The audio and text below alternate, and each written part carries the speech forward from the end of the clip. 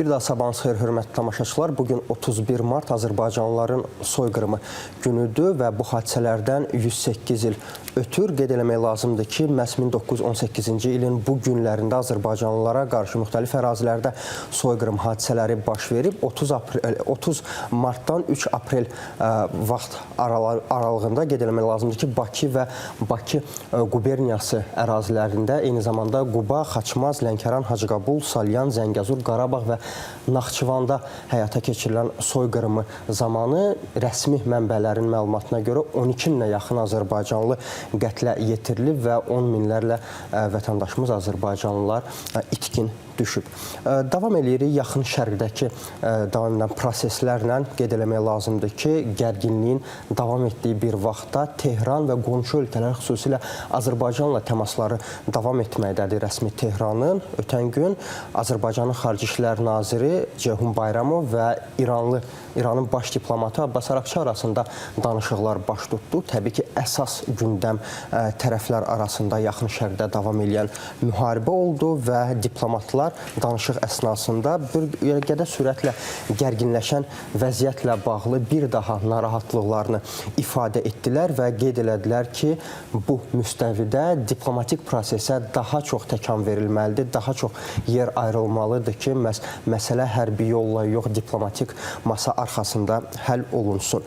Amma biz görürük ki, regionda hərbi risk artıq bir müddətdir ki, birbaşa NATO məkanına da deməli artıq yayılır, ora qədər uzanır, gedir, çıxır və ötən gün bir daha müşahidə etdik ki, İran ərazisindən növbəti dəfə Türkiyə istiqamətinə ballistik raket buraxılıb. Xoşbəxtlikdən Şərqi Aralıq dənizinin, daha doğrusu Şərqi Aralıq dənizində yerləşən NATO-nun hava hücumundan müdafiə sistemləri bu ballistik raketin də öhdəsindən gəlib və bu ballistik raketi zərərsizləşdirib. Təbii ki, normal olaraq Türkiyə Milli Müdafiə Nazirliyi məsələyə münasibət bildirib və bildirib ki, istər bundan əvvəlki proseslərdə olduğu kimi, istərsə də bundan sonra da ölkəyə qarşı Türkiyənin hava ərazisini pozan, istənilən təhlükəyə qarşı qətiyyətli addımlar atılır, risklərin qarşısı alınır və proses diqqətlə izlənilir.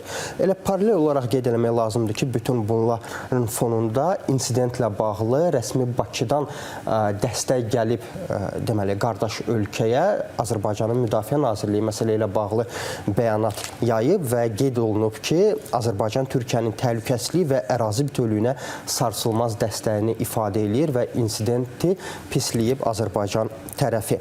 Elə yaxın şərqdən danışmışkən biz son günlər, ümumiyyətlə müharibə başlayandan bəri sərt ritorikanın şahidi oluruq. Bu ritorikadan biri də ötən gün Donald Trump tərəfindən səsləndirildi. Ağ Ev rəhbəri qeyd etdi ki, hazırda danışıqlar gedir İran tərəfi ilə və Ağ Ev rəhbərinin sözlərinə görə danışıqlarda əhəmiyyətli irəliləyiş əldə olunur və Donald Trump qeyd edib ki, hazırda rasional bir rejimlə danışıqlar aparır, amma konkret kimlə, hansı tərəflə, yəni fiqurun adını açıqlamır rəsmi Vaşinqton. Müxtəlif səbəbləri var.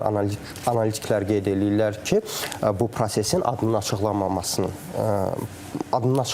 prosesindən gedir söhbət. Amma eyni zamanda Donald Trump sərt xəbərdarlıq da eləyib. Qeyd edib ki, əgər danışıqlar uğursuz olarsa və Hörmüz boğazı ətrafında gərginlik azalmasa, artıq Birləşmiş Ştatlar və İsrail cütlüyü yaxın müddətdə başlayacaqlar İranın enerji infrastrukturuna qarşı zərbələr endirməyə. Donald Trumpın açıqlamasına görə Vaşinqton vaxta qədər bilərəkdən İranın enerji infrastrukturuna qarşı zərbələr endirməyib ki, vəziyyət daha da kəskinləşməsin. Əgər bundan sonraki proseslərdə hər hansısa gərginlikdə hər hansısa azalma baş verməsə, İran tərəfi öz mövqeyindən, indiki mövqeyindən dönməzsə, artıq Birləşmiş Ştatlar İranın enerji infrastrukturuna zərbələr, əməliyyatlar başlaya biləcək. Biz enerji... Bir məsələ də var, Süleyman, mən üzr istəyirəm, müdaxilə elədim burada. Əgər belə hal baş verərsə, biz daha əvvəl də görürdük ki, İran da yaxın ölkələrin hansısa hansı ki, həmin ölkələrdə də Amerika Birləşmiş Ştatlarının bazaları var. Onların enerji infrastrukturlarına zərbələr endirirdi ki, hətta qarşılıqlı olaraq ondan sonra Donald Trump'ın da açıqlaması oldu ki, biz enerji bazalarına, onların infrastrukturuna hücum eləməyəcəyik, zərbələr endirməyəcəyik. Bunun fonunda bəs İran da yəqin ki, əgər belə bir hal baş verərsə, mən təxmin edirəm, o da yaxın ölkələrdəki, çünki bilirik, bir neçə ölkəni hətta belə deyək, əlaqədar eləyən orada enerji xətləri var, neft boruları var, onlara zərbə endirərsə, bu müharibənin biraz daha masştabını daha da böyüməyinə gətirib çıxara bilər. Bəli, elə qeyd etdiyiniz kimi, Tehran da açıq şəkildə vurğulayır ki, əgər İranın enerji infrastrukturunu hədəfə alarsa İsrail ABŞ cütlüyü, təbii ki, ABŞ-nin regiondakı müttəfiqlərinin də enerji obyektləri hədəfə çevriləcək. Və məhz bu səbəbdən Birləşmiş Ştatlar istəyir ki, müharibəni mümkün qədər tez bitirsin. Bu əsnada hazırda quru əməliyyatları, xüsusilə İranın enerji infrastrukturunun cəmləşdiyi Xark adasının ələ keçirilməsi mövzusu gündəmdədir. Analitiklərin fikirləri bu məsələdə məhz Xark adasının ələ keçirilməsinə dair mövzusunda biraz fərqlənir. Bəziləri hesab eləyir ki, Birləşmiş Ştatlar bu addımı atmayacaq, bəziləri hesab edir ki, atacaq.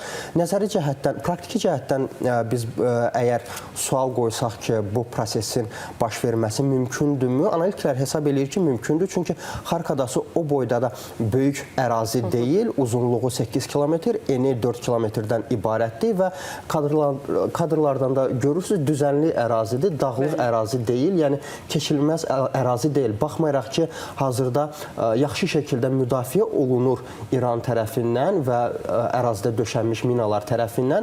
Buna baxmayaraq bəzi hərbi ekspertlər və analitiklər qeyd edirlər ki, quru qoşunlar cəlb edilərsə, desant cəlb edilərsə, İran bu ərazini ələ keçirə bilər. Amma problem ondadır ki, Birləşmiş Ştatlar ordusu orada möhkəmlənə bilərmi? Çünki düz yaxınlığında İranın bütün ərazilərini və yaxınlıqda olan İran bazalarını görürük biz. Bu səbəbdən analitiklər hesab edirlər ki, ələ keçirə bilsə də Birləşmiş Ştatlar məhz o ərazidə möhkəmlənə bilməyəcək. Çünki hazırda Sepah rejimi, Sepah qüvvələri hesab eləyir ki, qəti şəkildə cavab verilməlidir və belə bir fikir irəli sürürlər ki, hətta onlar öz enerji infrastrukturunu məhv etməyə belə hazırdırlar ki, əsas odur ki, Birləşmiş Ştatların düşmənlər İran tərəfi qeyd edir ki, bəli, İran tərəfindən baxanda qeyd edirlər ki, əsas odur ki, məhz onlar Birləşmiş Ştatlar tərəfi o ərazilərdə möhkəmlənməsinlər. Məsələ budur ki, necə ki, qeyd elədiyin kimi ki, analitik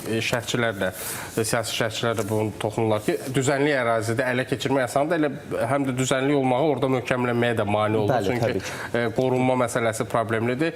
Mən özüm də bu barədə müxtəlif məqalələr çıxırdı, yazılar çıxırdı qarşıma. Bəzi elə yenə də fikirlər haçalanırdı. Bəzi mütəxəssislər qeyd edirlər ki, çox rahatlıqla ələ keçirmək də olar, möhkəmlənmək də olar. Bəziləri də düşünür ki, ələ keçirmək belə olsa, bu sadəcə olaraq açıq bir intihardır. Çünki o elə bir ərazidir ki, oran həm raketlərlə, dronlarla, həm də quru qoşunları ilə İran rahat şəkildə cavab verə bilər. Yəni, proseslər necə olacaq, nə göstərəcək, yəni quru əməliyyatı baş verəcəkmi, verməyəcək. Ümumiyyətlə, bu quru əməliyyatının baş verib verməməsi də biz müharibənin ilk günlərindən görürdük ki, həm sadə vətəndaşları, həm də ki, bir çox siyasi şərhçiləri düşündürən, maraqlandıran məsələlərdən biridir. Bəli, hazırda müzakirə olunan əsas mövzulardan biri də Birləşmiş Ştatların quru əməliyyatına başlamayacaqdır. Mən az öncə qeyd elədim ki, Donald Trump bəyan edib ki, hazırda İran tərəfi ilə danışıqlar aparılır, daha rasional rejimlə danışıqlar apardığını açıqlayıb Donald Trump. Amma maraqlı məsələ ondan ibarətdir ki, ötən gün İranın Xarici İşlər Nazirliyindən gələn bəyanat,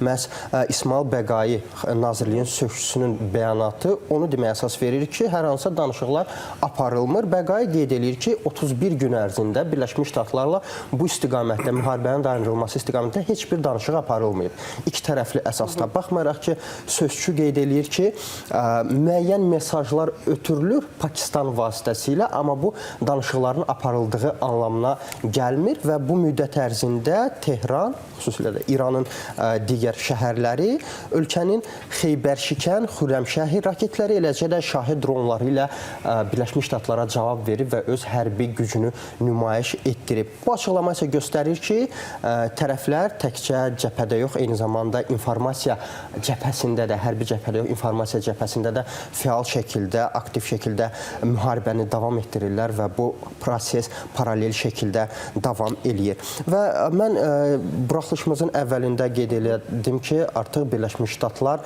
bəlkə də yaxın günlərdə açıqlayacaq ki, regionda davam edən müharibənin xərcləri, Birləşmiş Ştatlar tərəfindən hazırda ödənilən xərclər yaxın şərqdə olan ərəb dövlətləri tərəfindən qarşılansın. Bununla bağlı az öncə qeyd elədim, Ağ Evin sözçüsü, mətbuat katibi Caroline Leavitt açıqlama verib və Donald Trumpın yaxın günlərdə yəqin ki, bu açıqlamasını görəcək. Çünki Leavittin bildirdiyinə görə ABŞ administrasiyasının rəhbərliyi bir neçə gün sonra bu məsələni açıq şəkildə açıqlayacaq və qeyd eləyəcək proses necə başlayacaq. Bir sual verim Süleyman, mən tam anlamadığım üçün soruşan səndən.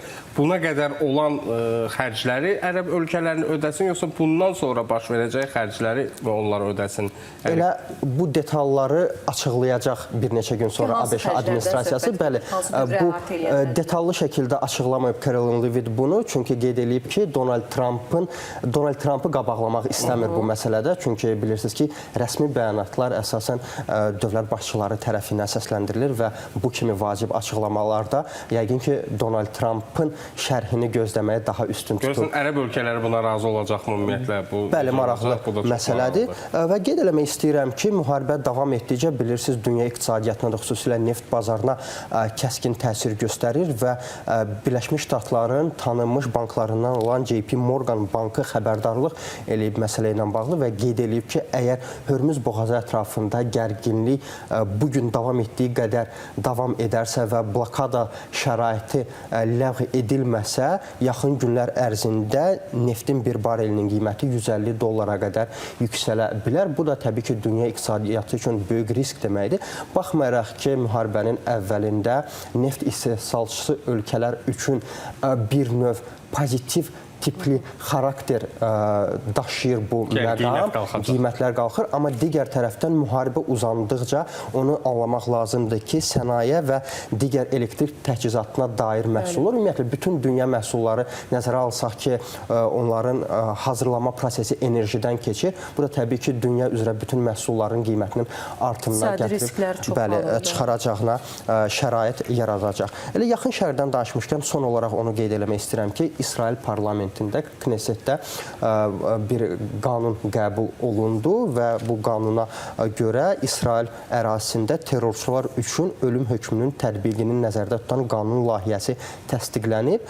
Bu barədə ölkənin Milli Təhlükəsizlik naziri Itamar Ben-Gvir məlumat verib və parlamentdə 120 yerlik Knessetdə 62 üzv bu qanunun lehinə səs verib, 48 nəfər əleyhinə səs verib. Qanunun lehinə səs verənlər arasında Benyamin Netanyahu da var, ölkənin baş naziri.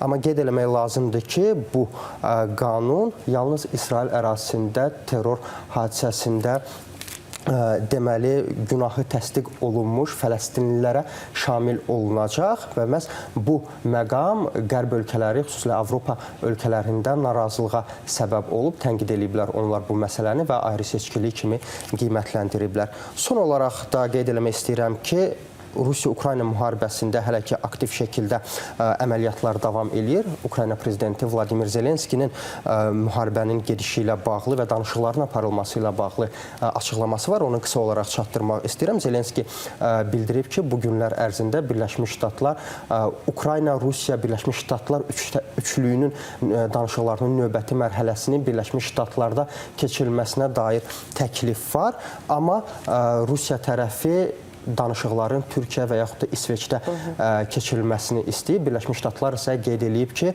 danışıqların aparılması yalnız hazırda Amerika ərazisində mümkündür. Çünki ölkə rəsmiləri yaxın şərqdə davam edən gərginlik fonunda ölkə ərazisini tərk etməməyə üstünlük verirlər. Dostlar, məndən bu günlük bu qədər. Çox sağ ol Süleyman. Biz isə tamaşaçılarımızı dünyada və regionda baş verən proseslərdən xəbərdar olmaq üçün bizi izləməyə, davamlı şəkildə izləməyə dəvət edirik. Hörmətli izləyicilər, xəbərin zamanını izləyirdiniz. Bizi izləməyə davam edin. Növbəti buraxılışlarda görüşənə də qısa araya keçid edirik.